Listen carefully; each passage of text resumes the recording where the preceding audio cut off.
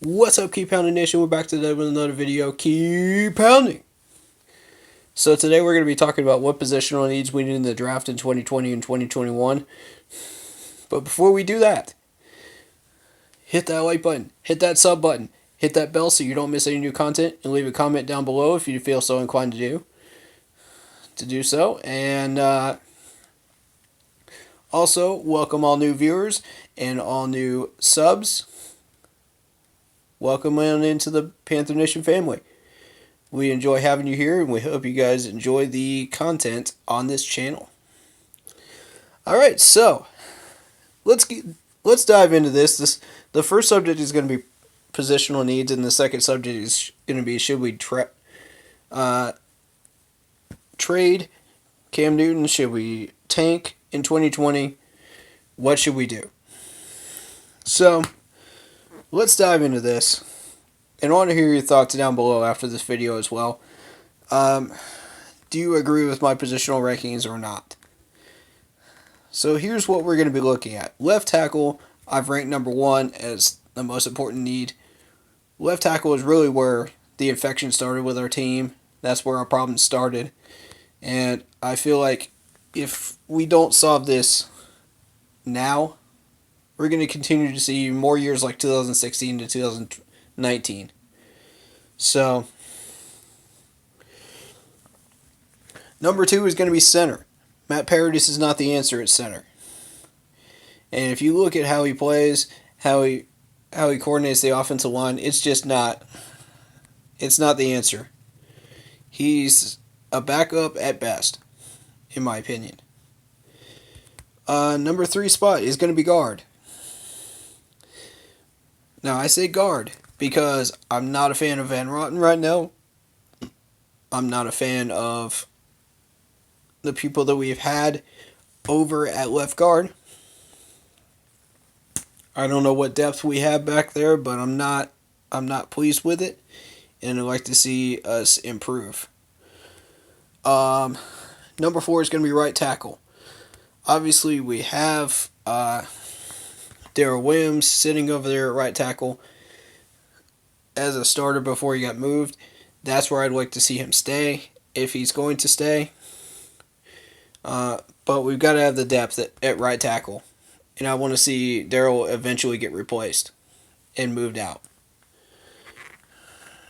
But for right now, I want to see him at right tackle and see if he can recover and get himself back together. So the next one is going to be defensive tackle. Now, as you know, Poe hasn't really done that much. Vernon Butler hasn't done that much. We've just been kind of trying to figure out where we are right there in that position. And we're not getting any pass rush in 2019. We weren't getting much pass rush in 2018. And it's just been a mess at defensive tackle. So I feel like that's a problem spot. A real problem spot on defense right now. And I'm starting to think that maybe linebacker should be moved up to 5. Because Luke Kuechly just retired. We lost Thomas Davis to the Chargers. So Shaq has to take over. Now Shaq can temporarily take over. And Bruce Irvin can help him out. But we need more there. We need a lot more there. So I'm going to bump linebacker up to 5th. I'm going to say defensive tackle should be 6th. So let's move on. Defensive end should be 7th. Defensive end, we have not had much pass rush whatsoever in 2019.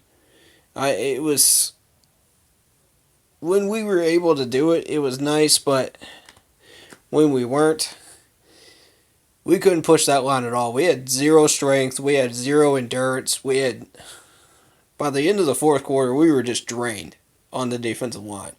Completely drained. I mean, there's just nothing there. So,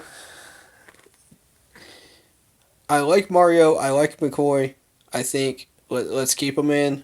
But we need more. We need a lot more. That ain't going to cut it. Oh, and as far as defensive tackle, I like Kyle Love. We need to keep that Kyle Love. So he's one of the ones on the list that's about to go into free agency. I strongly suggest we keep him. And I believe, if I'm not mistaken, we did re-sign him. So I'm happy about that. I'll have to recheck the transactions, but I believe we did re-sign him and give him an extra year. So that's excellent news. That's one name we can actually strike off the list. So moving on to number 8 is going to be cornerback depth. Cornerback depth, we've had some struggles with cornerback depth for a good while now. I like Elliott, I like Ross Cockrell, but beyond that, we've got basically nothing in depth. I'm not impressed by the rest of it. I want to see one more guy get drafted at corner. And we can wait until 2021 on that one. That's not a huge deal. I don't see that being a problem for now. But we would like to definitely address that on the rebuild process. Number 10 is going to be free safety. I like Trey Boston, but the problem is he's too much Jekyll and Hyde. We need somebody that's not Jekyll and Hyde, that's going to be solid for 75% of that game. Not just 50% of it. Not just 40% of it. We need him solid for the entire 4 quarters, 75% effort out there. Sure, he's going to miss some plays. Sure, he's going to be out of coverage on some plays. Understandable. Sure, our free safety could miss some tackles. Sure. Take all that into account. Maybe they'll have some bad angles. Players make mistakes. They're human. But we need a free safety at some point in 2021. I believe that's a necessity. So when you get right down to it, that's 10 positions that we need. 10. That's 10 out of 22. That's half our team, position-wise, that we need help in. Scary thought right there. So, second subject. Should we tank in 2020? And I've already posted the 2020 opponents video. You should see that if you scroll down in the list. And I basically said we're probably going to be lucky if we get 5 wins in 2020. Based on what we've seen first look. Now that could change. We could probably be looking at 6 or 7 wins. That's still not going to be enough by the time preseason is over with. Who knows? Who knows what these teams and rosters are going to look like after preseason? I don't even know. So, but should we tank 2020? Absolutely. And when I say tank, I mean let's give 100% effort on the field, players-wise, and still come up short and not get the win. That's fine. That's where we need to be. Because we're in full rebuild mode. I think Tepper would be okay with it. He said this is a process, I think Matt Rule is going to be okay with it. If you look at Matt Rule's records, the first year he takes over, not a very good record, but the second year he takes over, boom, skyrocket, 10 wins. So in 2021, we should be looking at 10 wins. 9 or 10 wins, roughly. And that should be enough to put us in the wild card race, at least, if not in the race for the division. Now, there's rumors of Drew Brees considering retirement. I haven't put any stock into those until I hear the official announcement from him himself, But that would be a huge factor. Huge factor in whether we get 9 or 10 wins every year. But should we tank for Trevor Lawrence? Absolutely, we should. If you watch his videos in Clemson, he's already running the RPO. He already knows the RPO down to a science. And same with Deshaun Watson before him. And, you look at these guys, they know what they're doing. They know how to run this RPO better than you do on Madden. I promise you. We just brought in an offensive coordinator that understands how to run the spread RPO. And that, to me, says, let's go after Trevor Lawrence. These are strong pluses towards getting Trevor Lawrence and reasons for it. Yes, you can keep Cam. You can have him try to run the spread RPO. We were running a version of it in 15 and 14 and even 13. So I have zero problem with that, except for the fact that his decision making is not that good and his footwork is not as good as it used to be. And that's because of injuries. Now, I know I'm going to get a lot of heat in the comment section for this, and I don't care. Cam Newton is not the long-term answer for this team. I am a team man, not an individual man.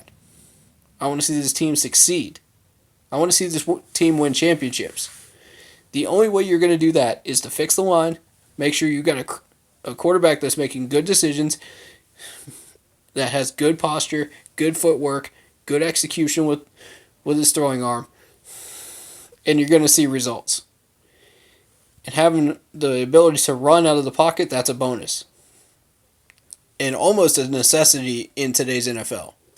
If you look at how many running quarterbacks there are, and how many people are running the RPO right now, you got Watson, you got Russell Wilson, you got Patrick Mahomes that can actually run, you got Lamar Jackson, that's just amazing, by the way, at running the RPO.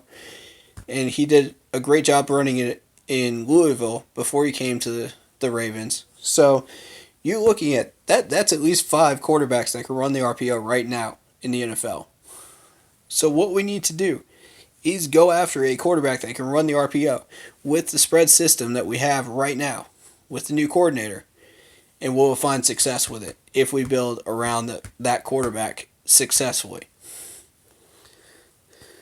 That being said, that is going to do it for this video. Thank you guys very much for watching. And I hope you guys enjoy this content. If you did, please leave a comment down below. Let me know what you think. Are these positional rankings correct?